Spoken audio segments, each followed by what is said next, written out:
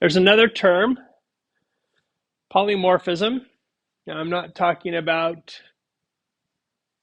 polygamy or polyamory or anything like that. Polymorphism is just the idea that a class, a subclass, can take on different forms.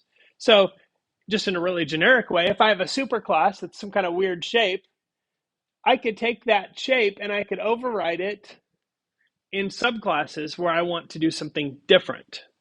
Okay, so this might have properties like color and area and things like that.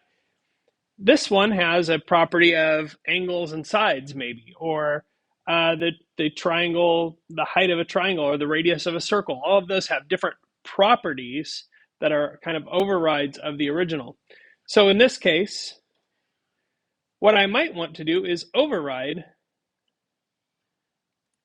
like the truck, it just says you drove this vehicle. It's kind of generic.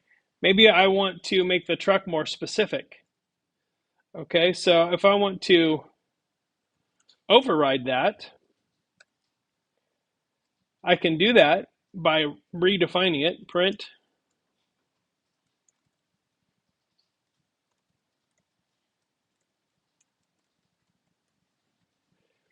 Okay, so now I've actually overridden that. So I've used, this is an application of polymorphism because I have actually redefined this. And now when I do that, you can see when I run that, I've overridden the default behavior with a new behavior. So the class, the truck class, is still a subclass of the vehicle class, and it still has a drive, and it still has gas, but now I've taken the drive and I've redefined it to be something else. So you can override that, producing something different. Okay, so that is an example of what polymorphism is and how it applies to object-oriented programming. So there's one